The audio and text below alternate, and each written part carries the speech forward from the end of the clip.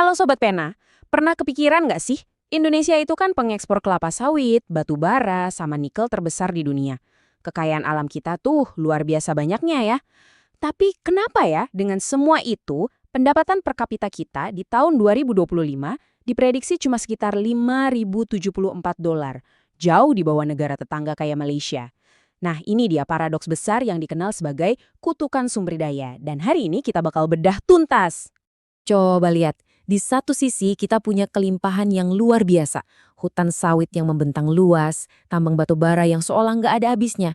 Tapi, di sisi lain kita lihat grafik pendapatan per orang yang kayaknya gitu-gitu aja, nggak naik-naik banget. Inilah inti masalahnya. Kekayaan negara yang segitu gedenya belum benar-benar nyampe ke kantong kita semua. Nah, fenomena aneh ini ternyata ada namanya loh dalam ilmu ekonomi, kutukan sumber daya atau resource curse. Ini tuh semacam penyakit ekonomi, di mana kekayaan yang ada di dalam tanah, ironisnya, justru bikin sebuah negara jadi susah untuk kaya secara merata dan berkelanjutan. Aneh kan? Oke, yuk kita kupas tuntas angka-angka di balik paradoks ini. Kita mulai dari sebuah perbandingan yang mungkin bakal bikin sobat semua sedikit kaget. Coba deh perhatiin data ini baik-baik. Angka kita ada di sekitar 5 ribuan dolar. Sekarang, bandingkan sama Malaysia. Pendapatan mereka lebih dari 2 kali lipat dari kita. Thailand juga ada di atas kita.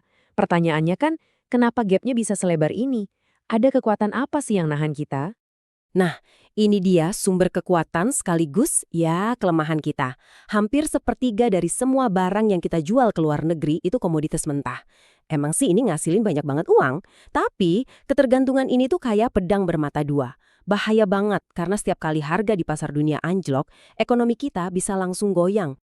Oke, kita udah lihat apa masalahnya. Sekarang, yuk kita check up lebih dalam lagi buat cari tahu kenapa ini bisa terjadi. Inilah anatomi dari jebakan pendapatan menengah, 5 faktor kunci yang menahan laju Indonesia.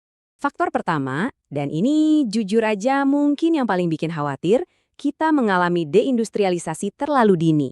Maksudnya, mesin-mesin industri kita melambat, padahal kita belum jadi negara maju. Seberapa parah penurunannya? Coba lihat slide berikutnya, gambarnya jelas banget. Gimana, kaget kan lihatnya? Di awal tahun 2000-an, manufaktur itu tulang punggung ekonomi kita. Hampir sepertiga PDB loh. Sekarang, jatuh ke angka 19%. Artinya, kita kehilangan pabrik yang harusnya nyiptain banyak lapangan kerja bagus, dan ini terjadi pas kita lagi butuh-butuhnya. Penyebabnya itu fenomena unik yang namanya penyakit Belanda atau Dutch disease. Gini deh bayanginnya, ekspor nikel kita lagi laku keras. Dolar masuk banyak banget ke Indonesia, nilai rupiah jadi kuat. Kedengarannya bagus kan? Ternyata enggak buat pabrik sepatu di Tangerang. Tiba-tiba, harga sepatu mereka jadi kemahalan buat pembeli di luar negeri. Akhirnya, mereka kalah saing sama sepatu dari Vietnam. Nah, itulah cara penyakit ini pelan-pelan membunuh industri kita. Lanjut, faktor kedua. Ini soal apa yang kita jual ke dunia luar. Kita terlalu fokus jual bahan mentah yang harganya nggak stabil dan nilainya rendah. Bedanya apa sih jual bongkahan nikel sama jual komponen baterai canggih? Jauh banget bedanya. Dan slide berikutnya bakal nunjukin itu. Nah, ini gambaran dari potensi yang hilang. Di kiri kita punya biji nikel mentah, harganya itu naik turun kayak roller coaster, nggak bisa diprediksi. Di kanan ada komponen baterai mobil listrik yang dibikin dari nikel itu. Nilainya bisa berkali-kali lipat dan permintaannya jauh lebih stabil. Jadi selama kita cuma jadi penggali dan bukan pencipta, ya kita bakal terus kejebak di permainan harga yang kita sama sekali nggak bisa kontrol. Sekarang kita masuk ke faktor ketiga. Ini isu yang sensitif banget, tapi super krusial. Masalah tata kelola dan korupsi. Kekayaan alam yang melimpah seringnya nggak nyampe ke masyarakat, malah bocor di tengah jalan. Seberapa besar bocornya, angkanya cukup bikin kita prihatin. Skor indeks persepsi korupsi kita 34 dari 100. Ini bukan cuma angka. Coba bayangin deh, ada pipa raksasa yang ngalirin duit kekayaan alam ke kita semua. Nah, skor 34 itu artinya pipa itu bocor parah di mana-mana. Uang yang harusnya buat bangun sekolah dan rumah sakit malah menguap entah kemana. Faktor keempat, ini soal aset kita yang paling berharga, sekaligus tantangan terbesar kita, manusianya. Kita punya banyak banget orang, tapi pertanyaannya, apakah keahlian mereka pas dengan kebutuhan industri zaman sekarang? Sayangnya, jawabannya belum. Grafik ini nunjukin masalahnya dengan jelas. Industri modern sekarang kan butuhnya ahli data, software engineer, operator mesin canggih. Tapi mayoritas tenaga kerja kita keahliannya masih di sektor informal atau pekerjaan manual. Nah, ini yang namanya skills mismatch atau kesenjangan keahlian.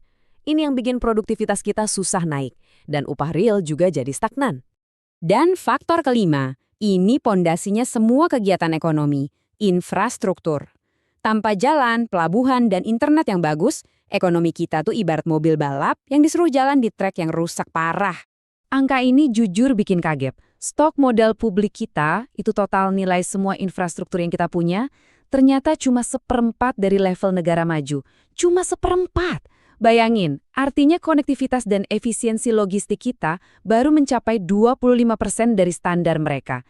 Ini yang bikin biaya bisnis di Indonesia jadi mahal dan daya saing kita jadi lemah. Oke, setelah dengar 5 diagnosis yang lumayan berat tadi, apa semua harapan hilang? Eits, tentu aja enggak. Yuk kita balik halamannya dan lihat jalan keluarnya. Gimana caranya kita bisa lepas dari jebakan ini? Tabel ini tuh ibarat hasil medical check-up lengkap ekonomi kita. Di satu kolom ada kondisi kita sekarang. Di kolom sebelahnya ada syarat buat jadi negara maju. Nah, gap di antara keduanya itu, ya itu dia daftar PR besar kita. Dari sini, kita bisa susun strategi yang jelas. Untungnya, kita udah punya mimpi besar yang jelas. Visi Indonesia Emas 2045. Ini bukan sekedar slogan loh. Ini komitmen kita bareng-bareng untuk jadi negara berpenghasilan tinggi pas ulang tahun kemerdekaan kita yang ke-100. Ini bintang penunjuk arah kita. Terus gimana caranya nyampe ke sana? Jawabannya bukan sulap, tapi kerja keras yang fokus. Pertama, ekonomi kita harus bisa tumbuh stabil di atas 6%. Kedua, kita harus mulai berhenti ekspor batu mentah dan mulai ekspor robot, alias pindah ke teknologi tinggi. Ketiga, investasi besar-besaran kemanusiaan. Dan yang keempat, yang paling penting, tambal semua pipa yang bocor dengan perbaikan tata kelola. Aku mau tutup pembahasan kita dengan sebuah kutipan yang menurutku ngena banget. Sumber daya alam adalah fondasi, bukan takdir. Fondasi kita udah kuat banget. Pertanyaannya, bangunan megah seperti apa yang mau kita bangun di atasnya? Jadi pertanyaannya sekarang udah bukan lagi kenapa kita kejebak, tapi gimana caranya kita keluar dari sini. Dengan reformasi yang berani dan konsisten, kutukan ini bisa banget kita ubah jadi berkah yang abadi. Masa depan itu belum ditulis, jadi bagaimana Indonesia akan memilih untuk menulis ceritanya? Sebagai penutup, semua analisis kita hari ini tuh berdasarkan data-data yang solid ya, dari lembaga-lembaga yang kredibel. Makasih banyak udah nyimak, sampai ketemu lagi di pembahasan mendalam lainnya.